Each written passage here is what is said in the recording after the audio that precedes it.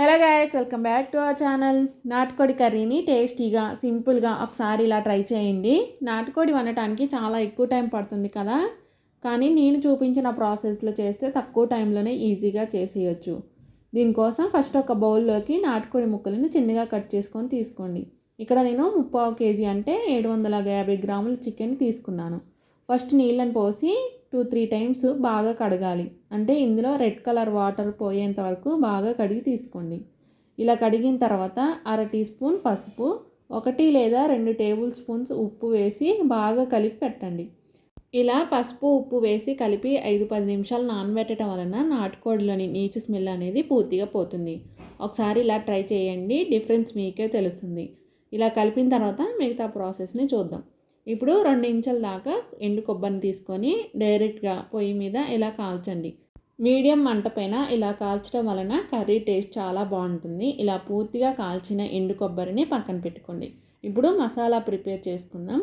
Stove on చేసి pan పెట్టుకొని 2 స్పూన్ల వరకు ధనియాలు, 10 మిరియాలు, 1 అనాస్ పువ్వు, చిన్న దాల్చిన చెక్క, 7-8 లవంగాలు, జాపత్రి, 3 యాలకులను వేసి మంచిగా రోస్ట్ చేసుకోండి.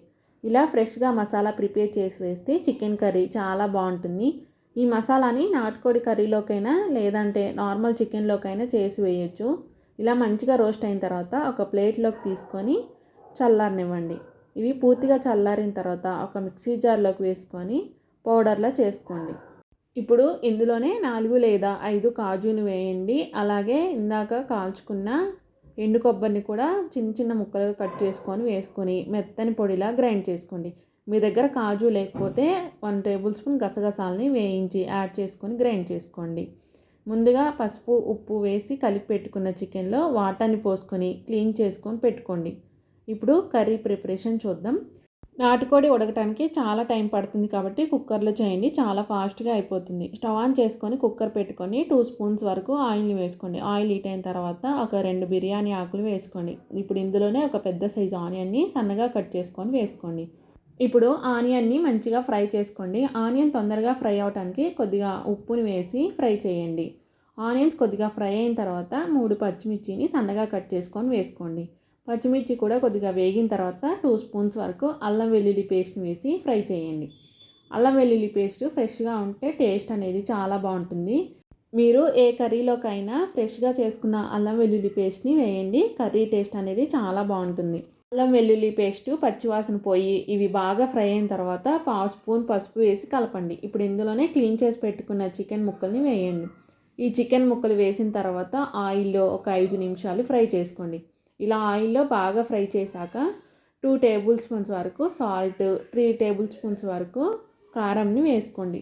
ఉప్పు కారం మీరు మీ టేస్ట్కి తగ్గట్టు మీరు వేసుకోండి. అలాగే ముందుగా గ్రైండ్ చేసుకున్న మసాలా పొడిని కూడా వేసుకొని మసాలాలంతా కలిసేలా కలుపుకోండి.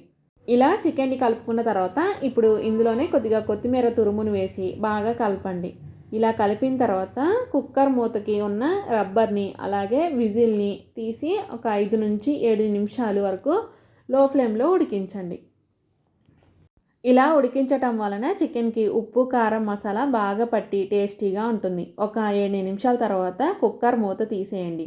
చూడండి, చికెన్లోంచి వాటర్ కూడా బయటకు వచ్చింది. ఇప్పుడు గ్రేవీకి అలాగే చికెన్ ఉడకటానికి సరిపడా వాటర్ని యాడ్ చేసుకోండి. ఇక్కడ నేను 2 గ్లాసుల వాటర్ని వేసుకున్నాను.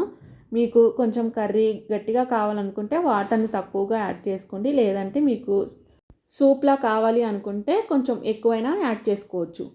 నాటుకోడికి కొద్దిగా పులుసులా ఉంటేనే టేస్ట్ అనేది బాగుంటుందని నేనైతే ఇక్కడ 2 గ్లాసుల వరకు వాటర్ని యాడ్ చేసుకున్నాను. మీరు కావాలంటే ఇప్పుడు ఉప్పు సరిపోయిందో లేదో చూసుకొని కావాలంటే యాడ్ చేసుకోండి. ఇప్పుడు ఈ కర్రీలో కొద్దిగా పుదీనా, కొంచెం కొత్తిమీర వేసుకొని అంతా ఒకసారి కలుపుకోండి. ఇలా కలిపిన తర్వాత కుక్కర్ మూతకి రబ్బర్ని అలాగే విజిల్ని పెట్టి 5 విజిల్స్ వచ్చేంత వరకు ఉడికించండి. నాటుకోడి కొంచెం ముదిరిందైతే ఉడకటానికి కొంచెం టైం పడుతుంది. ఇక్కడ నేను 5 విజిల్స్ వచ్చేంత వరకు ఉంచాను. కుక్కర్ ప్రెజర్ పోయిన తర్వాత మూత తీసేయండి. నాటుకోడి పులుసు కన్సిస్టెన్సీ మరి పలుచగా కాకుండా పర్ఫెక్ట్గా ఉంది. ఒక చికెన్ పీస్ని తీసుకొని ఉడికిందో లేదో చూడండి. ఒకవేళ మీకు ఇలా మెత్తగా ఉడకకపోతే మళ్ళీ మూత పెట్టుకొని 2-3 విజిల్స్ వచ్చే వరకు ఉడికిస్తే సరిపోతుంది. ఇప్పుడు మీకు ఈ కన్సిస్టెన్సీ ఇంకా థిక్గా కావాలనుకుంటే మూత తీసి ఐ ఫ్లేమ్లో కలుపుకుంటూ పులుసు చిక్కబడేంత వరకు ఉడికించుకోండి. ఫైనల్గా కొద్దిగా కసూరి మేతిని వేసుకొని ఒకసారి అంతా కలుపుకోండి. ఎంతో టేస్టీ నాటుకోడి పులుసు రెడీ అవుతుంది. ఒకసారి నేను చూపించిన ప్రాసెస్లో నాటుకోడిని చేసి చూడండి, చాలా బాగుంటుంది. అలాగే తక్కువ టైంలో కూడా చేసుకోవచ్చు. నాటుకోడి పులుసుని ఇలా ట్రై చేశాక ఎలా వచ్చిందో కామెంట్ చేయండి. నా వీడియో నచ్చితే లైక్ చేయండి, షేర్ చేయండి, సబ్స్క్రైబ్ చేసుకోండి. బాయ్.